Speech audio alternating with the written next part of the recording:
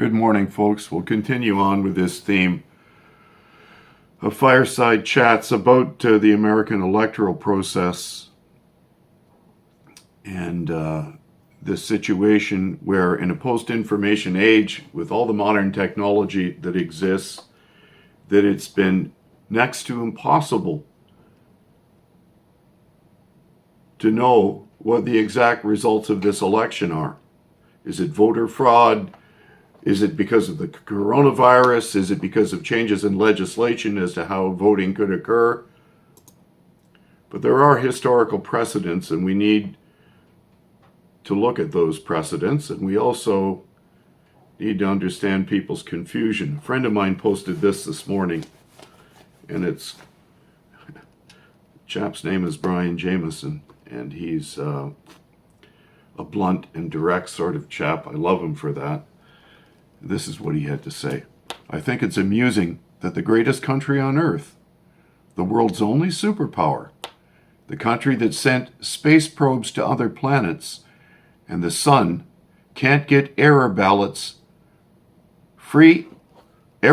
ballots printed for their presidential election, can't get scrutineers, overseers into a polling station, can't figure out how to get mail-in ballots delivered and returned on time, can't hold an election without going to the Supreme Court for a decision.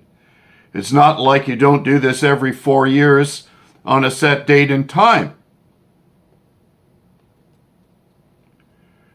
And I suppose that's the problem in the post-information age.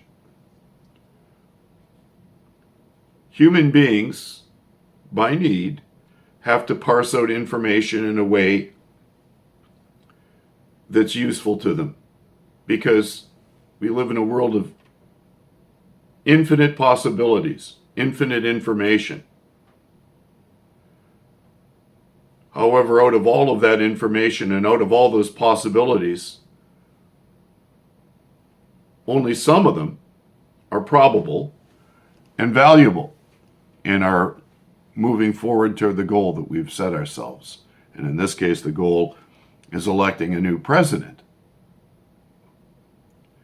or putting the incumbent back into office. I had mentioned in my previous videos that in 1861, America had been divided to the point of war on exactly the same political lines it's divided today. And I believe for the same reason.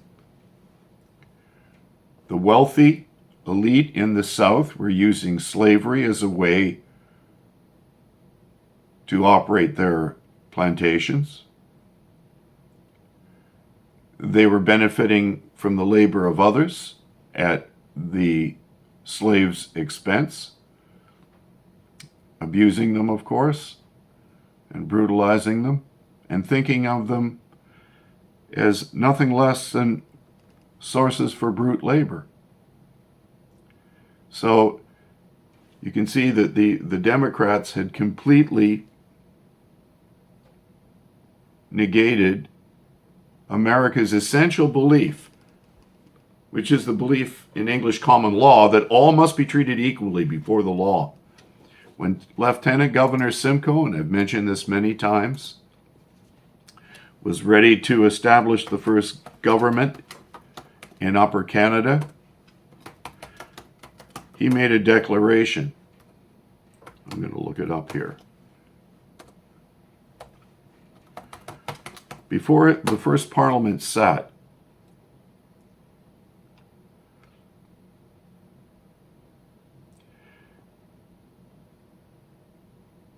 he stated that he would have all treated equally under English common law and none subjected to prejudice, whether they be natives of Africa, North America, or Europe.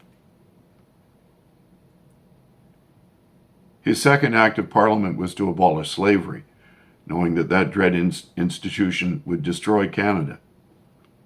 So you see, today, the Democrats have pulled this card trick of replacing the identity politics of old, where whites were deemed to be superior, with the current identity politics, which is a version of it. In the past, the blacks were told that they were incapable of caring for themselves and they needed the master in the plantation to look after them. And today, the Democrats have divided the states with identity politics into those that need their extra care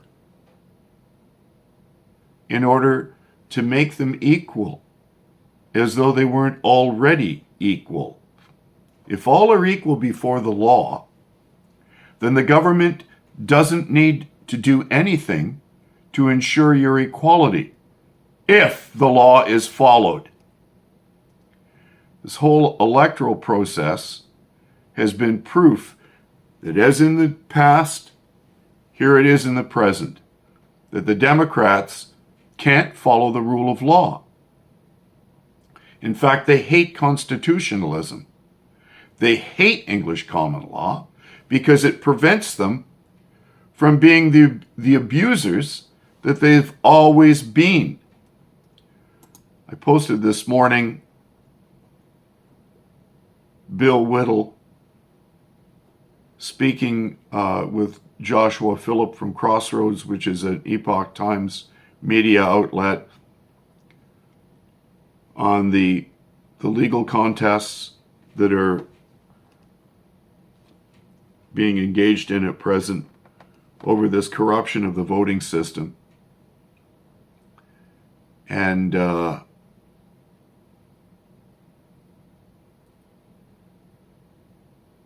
having lived in Norway, I saw what their version of identity politics was, where they actually,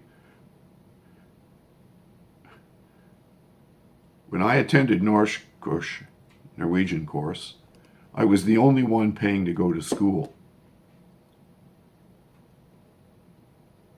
All the folks from Muslim countries were given everything they needed to attend school except for their books, which they had to buy. Nevertheless, the Norwegian government was forking out dough left, right, and center to help them remain in Norway. Yet at the same time, and I was the only one exempt from this, they required these people to attend a special course that had nothing to do with Norwegian ethics and grammar and language. You know what it was? Teach them how to clean houses. See? So they were deliberately creating a lower class that could serve them. Yeah. It's the same thing. This same division based on race, creed, color, ethnicity. In a socially collectivist society, you're not you. I said it the other day. Republicans leave matters of race, creed, color, gender orientation, etc., etc. That's your business.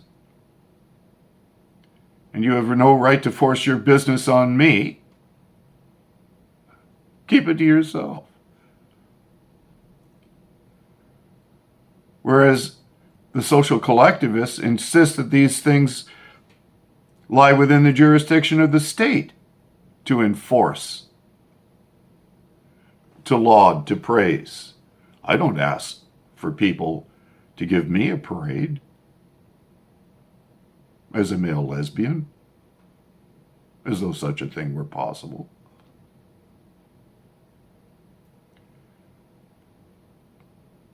And the whole while they're doing this, just as they did in days of old, they're creating a subclass of people that are told without the wealthy, entitled elite that run this system, they couldn't look after themselves. The sovereign individual wasn't worth a bloody thing.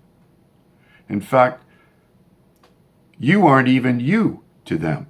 You are just an extension of whatever intersectional identity groups you might belong to. I can't tell you how revolting I find this. I've seen what it's done to my wife. I saw what it did to me when I lived there in Norway. And some of this, they have a phrase, tuklermiddag. Har du tuklermiddag? To screw around, to mess, to control. The thing is, as I was talking about the information age, what they're seeking to control, they cannot control. And they're deliberately, by their messing with things, messing with people's individual ability to choose for themselves, for good or for bad, in terms of the consequences on themselves, and hold all equal before the law and enforce the rule of law, so that when people behave badly in a way that damages others, that they get arrested and jailed and punished for their crime. But this is not how the social collectivist views everything. While at the same time they believe that they must be society, they blame society for injustice. There's no coherence in thought among them. And the other thing is, I was mentioning this to Onasiri on the way to work this morning. They reduce everything to materialism. I said to her, I'd rather make a little bit of money and do it with integrity than grab everything I can get and run and leave a mess behind me. Because I teach total quality, that's a very important principle. First of all, because there's not a lot of money in it. The guy that teaches quality is the last guy that entrepreneurs wish to pay. But I hope when I go and advise a client that they're better off, in fact, I know they are, the ones that have allowed me to help them, after I've left, than when I came. That's the entire purpose of me going there, to create a safe, productive work environment where people have the tools and information to do their job correctly the first time. That is not the interest of the radical left, because that's exactly what this is all about. The radical left, contrary to what people think, the elite in the radical left are the most wealthy, entitled, controlling oligarchs you could ever have the misfortune of meeting. And they have one desire: to control others and to take what's theirs from them, while having the unmitigated gall of telling them that they're doing this for their own good, as they keep them in slavery. Let's look at what happened in the States when there was the last major kerfuffle over an election outcome. 1867, a compromise that came at a price. By 1876. By 1876, 11 years after the end of the Civil War, all the Confederate states had been readmitted to the Union, and Reconstruction was in full swing. The Republicans were stronger in the pro-Union areas of the North and African American regions of the South. So you see the allegiance here. The people that believed in the individual, the Republican Party, and relied on the individuals to take care of their own sovereignty and self-determination, they were the most popular in pro-Union areas of the North and among the African American regions in the South, because the black Americans knew that it was the Republicans that had freed them from that dread institution. While Democratic support coalesced around Southern whites and Northern areas that had been less supportive of the Civil War. That year, Republicans named Ohio Governor Rutherford B. Hayes, and Democrats chose New York Governor Samuel Tilden. But on Election Day, There were widespread voter intimidation against African American Republican voters throughout the South. 3 of those southern states, Florida, Louisiana, and South Carolina, had Republican-dominated election boards. In those 3 states, some initial results seemed to indicate Tilden victories. But due to widespread allegations of intimidation and fraud, the election boards invalidated enough vote to give the states and their electoral votes to Hayes. With the electoral votes from all 3 states, Hayes would win 185 to 184 majority in the Electoral College. Competing sets of election returns and electoral votes were sent to Congress to be counted in January 1877. So Congress voted to create a bipartisan commission of 15 members of Congress and Supreme Court justices to determine how to allocate the electors from the 3 disputed states. 7 commissions were to be Republican, 7 Democrat, and there would be 1 independent, Justice Davis of Illinois. But in a political scheme that backfired, Davis was chosen by Democrats in the Illinois state legislature to serve in the U.S. Senate. Senators weren't chosen by vote until 1913. They hoped to win his support on the Electoral Commission. Instead, Davis resigned from the commission and was replaced by Republican Justice Joseph Bradley, who proceeded to join an 8-7 Republican majority that awarded all the disputed electoral votes to Hayes. Democrats decided not to argue with the final result of the Compromise of 1877, in which Republicans, in return for getting Hayes in the White House, agreed to end Reconstruction and military occupation of the South. So you see, none of this is new, and America is still divided along the same lines. Are you an individual, or do you need to be cared for by the almighty collective?